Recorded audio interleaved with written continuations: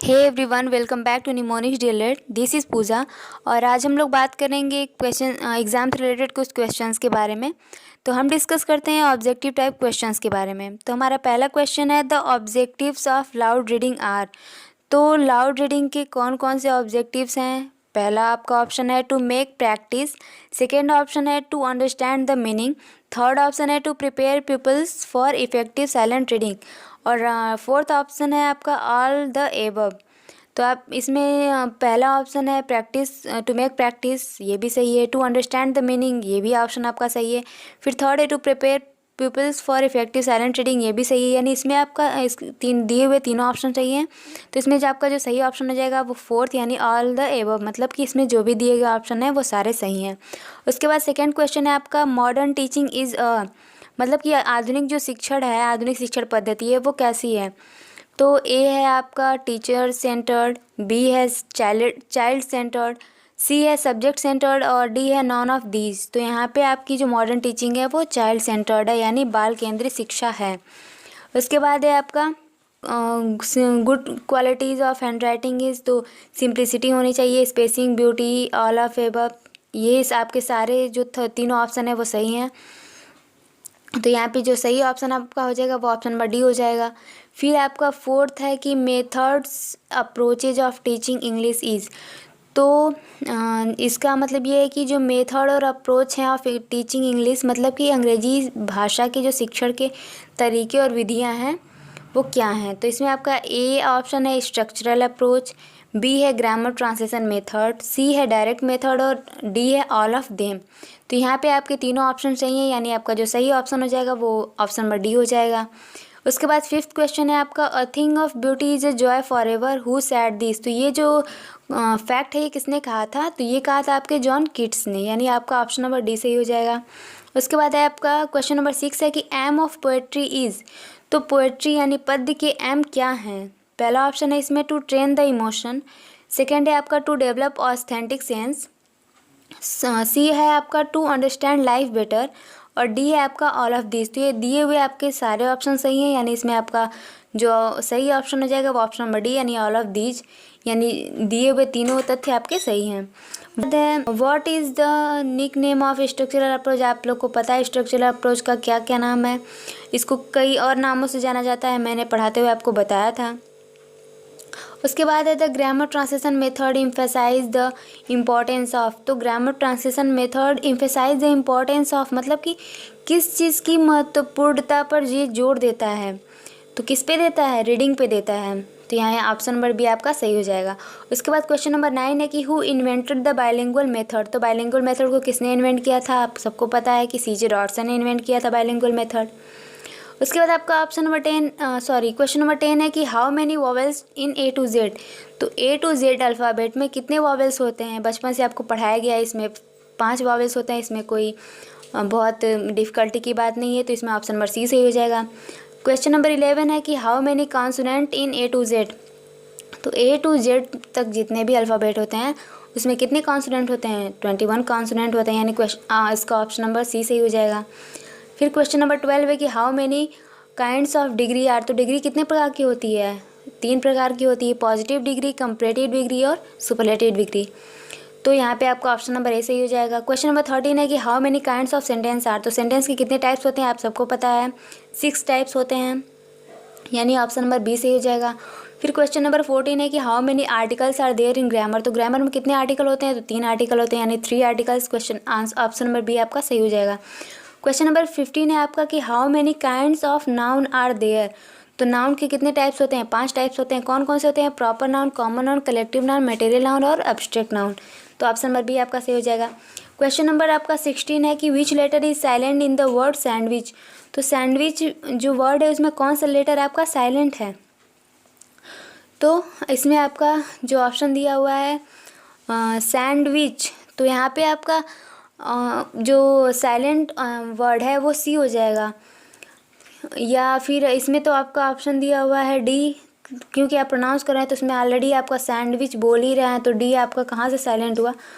उसके बाद आप क्वेश्चन नंबर 17 देखिए, which letter is silent in the word psychotherapy. तो साइकोथेरेपी में आपका कौन सा ऐसा लेटर है जो साइलेंट है, क्योंकि साइकोथेरेपी का जो वर्ड है वो स्टार्ट हो रहा है PSYCHOTHERAPY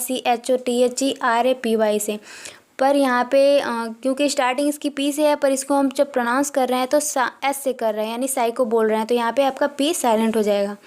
फिर आपका क्वेश्चन नंबर 18 है कि which letter is silent in the word guide. तो गाइड में आपका कौन सा लेटर साइलेंट है, तो यू लेटर साइलेंट है, तो यहाँ पे आपका ऑप्शन नंबर ए सही हो जाएगा। फिर उसके बाद क्वेश्चन नंबर 19 है कि aims of teaching grammar is. तो ग्रामर टीचिंग के एम्स कौन कौन से हैं, ऑप्शन नंबर ए है to develop understanding of language, तो भाषा की समझ विकसित करना, सही है। फिर ऑप्शन नंबर बी है टू डेवलप साइंटिफिक एटीट्यूड, यानी वैज्ञानिक दृष्टिकोण जो है डेवलप करना, ये भी सही है। सी है to assemble correct pattern of language, तो भाषा के सही पैटर्न को, सही पद्धति को असेम्बलेट करना, ये भी आपका ऑप्शन सही है, यानी इसमें आपके जो दिए हुए तीनों ऑप्शन है वो सही हैं, यानी आपका ऑप्शन नंबर डी सही हो जाएगा। उसके बाद है कि which of the following is in possessive case. तो पसेसिव केस में आपका क्या है, तो ये आपका BTC 2015 में पूछा गया है, यानी आपके पजेसिव केस में इसमें आपका माइन हो जाएगा।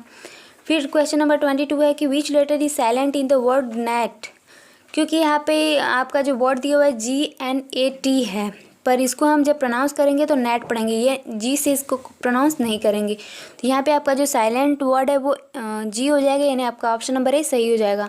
क्वेश्चन नंबर 23 है कि the structural approach relates to. तो स्ट्रक्चरल अप्रोच जो है वो किससे रिलेट करता है, तो वर्ड पैटर्न और सेंटेंस पैटर्न, यानी आपका ऑप्शन नंबर सी, यानी बोथ ए एंड बी सही हो जाएगा। क्वेश्चन नंबर 24 है कि फ्राइडे इज़ द विच, मतलब कि कौन सा वीक है, डे ऑफ वीक, तो किस नंबर पे ये फ्राइडे आपका आता है, तो 6 पे आता है, तो यहाँ पे ऑप्शन नंबर आपका डी सही हो जाएगा। उसके बाद है who invented bilingual method, same वही क्वेश्चन है, 2016 में पूछा गया है, तो CJ डॉटसन ने इन्वेंट किया था। उसके बाद है क्वेश्चन आपका which of the following is the positive case. तो आपका इसमें कौन सा ऐसा है वर्ड जो पॉजिटिव केस में है, ऑप्शन नंबर ए आपका है आई, बी है होम, सी है हु और डी है हुज। तो कौन सा ऐसा है जो आपका पॉजिटिव केस में है, तो हुज हो जाएगा। फिर क्वेश्चन है कि which letters are silent in the word whistle. तो विशल में ऐसा कौन सा लेटर है जो साइलेंट है, क्योंकि विशल का आप समझिए WHISTLD, तो यहाँ पे जब आप इसको प्रोनाउंस कर रहे हैं तो विशल कर रहे हैं, यहाँ पे ना तो एच का कोई प्रोनाउंसिएशन हो रहा है ना तो टी का, तो ये दोनों लेटर इसमें साइलेंट है। उसके बाद है आपका which of the following word is adjective. तो इसमें एडजेक्टिव आपका क्या है, पहला चूज़ है, दूसरा चूज़र है, तीसरा चूज़ी है और चौथा चूज़ली है, तो इसमें आपका जो एडजेक्टिव हो जाएगा वो चूज़ी हो जाएगा, यानी ऑप्शन नंबर सी आपका सही हो जाएगा। उसके बाद आप question choose the correct article. तो यहाँ पे कुछ सेंटेंस दिए हुए हैं, उसमें आपको आर्टिकल चूज़ करके लिखना है। तो सेंटेंस है आपका we decided to stay at fill hotel in the centre of town. तो यहाँ पे आपका जो, क्योंकि यहाँ पे पहले तो सम को आप हटा ही दीजिए क्योंकि ये कोई आर्टिकल नहीं है, बाकी बचे आपके ए एन और द। तो इसमें आप क्या आर्टिकल यूज़ करेंगे, एन आप यूज़ नहीं कर सकते, आप यूज़ नहीं करेंगे, तो यहाँ पे बचा आपका द, तो यहाँ पे आप द आर्टिकल का यूज़ करेंगे, यानी आपका ऑप्शन सी सही है। फिर है चूज़ द करेक्ट वर्ब। तो यहाँ पे आपको करेक्ट वर्ब चूज़ करना है, तो यहाँ पे आपका हो जाएगा वॉज। वॉज क्यों होगा, वर आप लगा नहीं सकते, आर नहीं लगेगा, इस भी नहीं लगेगा क्योंकि यहाँ पे पनिश्ड है, और वर नहीं लग सकता क्योंकि यहाँ पे ईच है, तो इसके लिए आप वॉज का प्रयोग करेंगे, यानी ऑप्शन नंबर आपका सही हो जाएगा। फिर choose the correct spelled word. तो यहाँ पे आपका हो जाएगा ग्रामर GRAMAR, ये आपका करेक्टली स्पेल्ड वर्ड है, तो इसलिए यहाँ पे आपका हो जाएगा। फिर उसके बाद क्वेश्चन है कि who invented bilingual method. Same question है, CJ डॉटसन ने किया था, 2017 में पूछा गया है। फिर है चूज़ द करेक्ट आर्टिकल। तो इसमें आपका फिर 2017 में पूछा गया करेक्ट आर्टिकल यूज़ करना है, तो he became a great man, यहाँ पे आपका आर्टिकल यूज़ होगा। उसके बाद रीअरेंज द फॉलोइंग वर्ड्स, कुछ वर्ड्स दिए गए हैं उसको रीअरेंज करना है, जैसे today / nature / man is / playing with.